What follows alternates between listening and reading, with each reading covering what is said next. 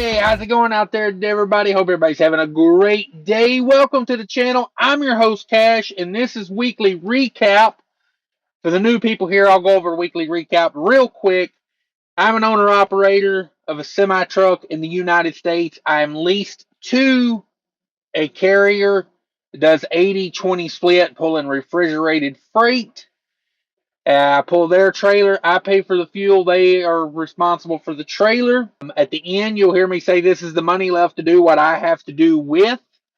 And that is, the money that I have to, run the rest of my business on. And I don't talk about taxes because me telling you how much I pay in taxes is absolutely as pointless as anything could ever be. Your taxes are going to be totally different than mine. So that's something you'll have to figure in. Truck payment, insurance, these are things. I mean, my truck payment's under $1,500 a month. So that's a factor. I still have to pay that. Insurance, another thing. I'm not going to bring it up. I don't pay a lot in insurance, but there's always, some person that's got to read me the riot act if I talk about anything like that. So I avoid those comments and I just say, hey, you'll have to call and get your own insurance quotes because me telling you what I pay in insurance, some people will be, half the people will be, you pay too much, and the other half will be, how do you get insurance that cheap? So it's better off just for you to figure it out. This information is coming from the middle of March 2024. We're in a pretty tight market right now. That's how I'm going to say it. Pretty tight. It's not the end of the world, but it's definitely a market where you've got to stay on top of your numbers. I'll tell you that right now. So I like to go Minnesota out and back, rinse and repeat. But the last week, I kind of did a different load than I normally would. I went over to Texas instead of coming back up to Minnesota from Louisiana. So, or from Mississippi rather. So this week's going to start off in Texas and then go back to Minnesota and then leave Minnesota. So it's kind of an unusual week for me, but let's talk about it. So I started off in Texas. I took a load from Laredo up to Indiana. That was 2 picks, 1 drop, and that was negative 10 degrees, and that load weighed 30,000 pounds.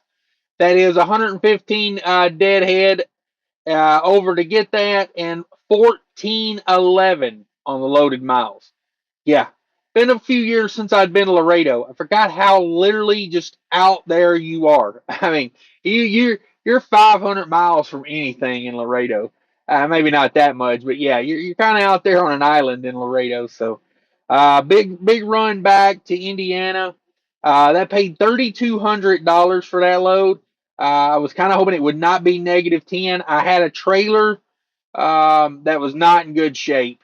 I think it was either low on Freon. I talked to my buddy DIY about it. He kind of thought it was low on Freon. I did too because the Delta T was not very good. But then again, it was a 2012 trailer as well, so it was an older trailer. It had been taken care of, but I think it either had a compressor problem or it was low on Freon, maybe both. You combine that with a old trailer. A 2012 registered trailer right now is probably pushing 12, 13 years old. That's a lot for a trailer because you lose insulated value as time goes. Your seals wear out, your insulation wears out. It freezes and expands and then gets moisture in there. That's why a lot of brokers want newer trailers. I picked up a dry load the other day and the guy wanted a 10-year or newer trailer. So it's just what it is. But that was the load. Drank a lot of reefer fuel on that one on the way back. This is the most I have ever spent on reefer fuel in a week on this week right here. So Texas to Indiana, that was that load. And then I got a load out of Illinois back up to Minnesota because I had to get rid of this trailer. I needed to go to the yard and get a different trailer because it made me nervous. I don't like running it. It maintained on that negative 10. During the day, it would be like single digits, like 0, 1, and then at night it would pull down to negative 10. But during the day, that sunshine, it was like 75 degrees in Texas. Luckily, as I got up to Indiana, it got cooler, and then the trailer didn't struggle as much. But That day of running and get the big thing was the day getting loaded in Texas. I have never seen a trailer run through like a half a tank just getting two pickups done. Yeah, so uh, I took the load back to Minnesota. It wasn't what I wanted to do. Probably could have done a little better out of like Chicago, just going back out somewhere because I'm right now I'm just in money mode, just trying to keep the money flowing and keep everything going nice. My home time's been a little bit less, but I took off an entire week in the beginning of March, so kind of made up for it. Instead of being so worried about getting back to Minnesota, typically what I do when times get like this, I'll run a little bit more, and then when I go home, I'll just stay an extra day or two. Basically, the same amount of home time, just not as frequent. So, took that load to Minnesota. Took the day off. I got unloaded early in the morning. I dropped the trailer at the yard, picked up a different trailer, went home, spent a night at the house, and then the load from Illinois to Minnesota, 52 empty miles, 417 loaded miles, and by this point I was over this trailer. I got for a dry load, and that was 40,000 pounds, and it paid $800. Yeah, so that was that one. When I got to Minnesota, the day off, I already had another load booked, and that was Minnesota to Tennessee, and that was 31 empty miles, and that was 1,044 on the loaded miles. Total 1,075 miles. That was 41 degrees, and that weighed 7,000 pounds. Oh, I hope I could get more of those. And that paid $3,100. Um, so nice week. A lot of running, over 3,000 miles. Not a big fan of that. The fuel economy on the new Peterbilt is doing excellent. Probably averaging like mid eights right now. And that's with the temperature fluctuations, and the wind. I feel like that's kind of where this truck is going to settle in at because we've had decent temperatures and we've had, some wind in there. That load from Minnesota to Tennessee was 7,000 pounds. I was hoping to be over 10 miles a gallon with that load, but the wind fought me the whole way. Nice, strong 20, 30 mile an hour side wind, that whole like Wisconsin through Illinois. By the time I got to Kentucky, it kind of let up a little bit, but that's a lot of riding through Wisconsin and Illinois with that 20 mile an hour side wind. Still did over 9 miles a gallon, but I felt like it knocked me down by maybe a mile per gallon or so. But overall, still real happy with the truck right now. And let's see, that was the 3 loads for the week. That was a full 7-day week right there. Now let's talk about the money of it. Total gross revenue, $7,100 total gross revenue. Still hoping to get some detention on one of those loads, that Texas to Indiana. It's been a week or so now. I probably won't get it, but the first stop in Laredo, super fast. Second, I was like, bam, good. Got that like 4 pallets put on. Went up the road like 20 miles. Sat there for 6 hours to get another 16 pallets. It was like, in my mind, I'm like, boy, that first one went so quick. I'm out of here. I'll be in San Antonio for sundown. And let me tell you, Laredo up to like Dallas is a rough ride these days. A lot of construction, a lot of backups was my experience. I wish I'd have done that at night. When they loaded me, I should have just went in, cup of coffee, energy drink, caffeine pills, and chugged on down the road. I didn't. I got it loaded. I ran it up the road like 2 hours and then shut her down for the night because it was like, 9 o'clock by that point. Should have ran that on a night schedule up through there. Oh, that next day was brutal. So, yeah, a little pity for you guys that run that on the regular. So $7,100, 5,680 is my 80%. Total 3,069 miles. 198 of that was empty miles. That's 7% deadhead. 2,871 loaded miles. And then we can talk about per mile rate. Now, this is what we made per mile. All miles paid $2.31 a mile. That makes my 80% $1.85. and then that's 247 per loaded mile. Yeah.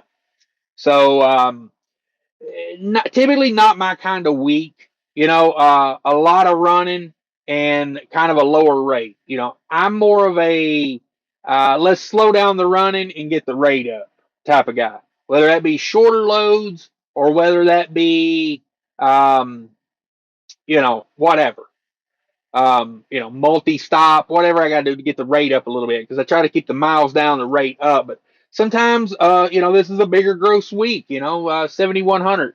It's kind of above where I've been. I had a couple weeks up there, but then they dropped down like a couple $6,000 weeks. So it's all over the place right now. I'll be honest with you. It's hard to find backhaul straight to where you want to go because the freight volumes are low.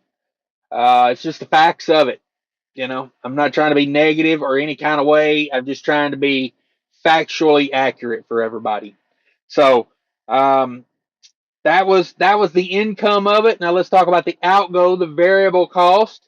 I spent 1140 on diesel. Diesel. Now that's low for this amount of miles on a week.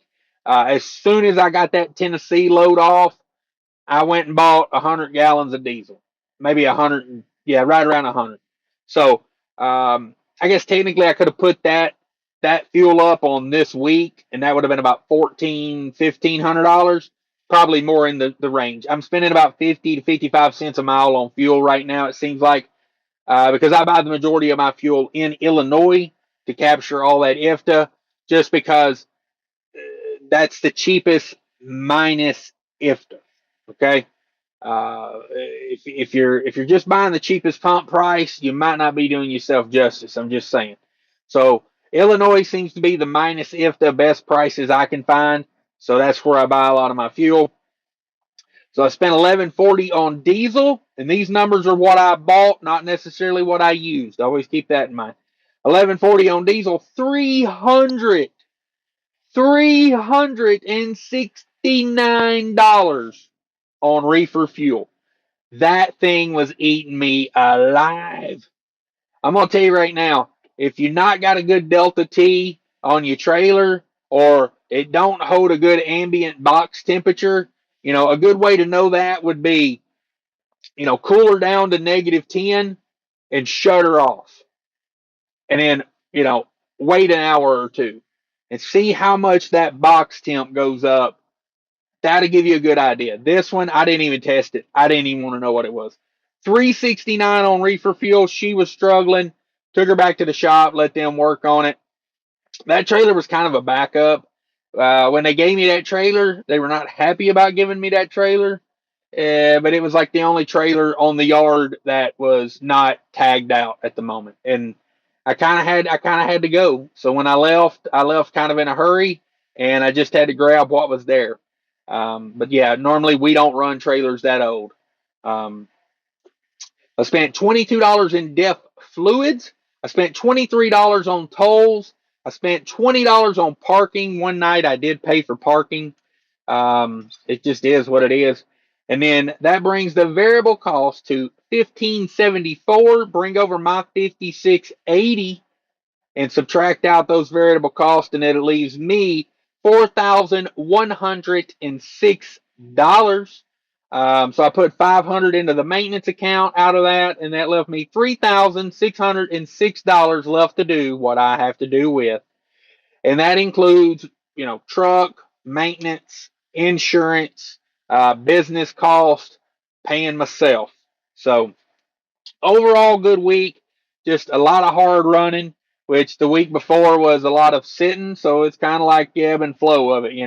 I sit around a bunch one week and then I ran 3,000 miles the next week.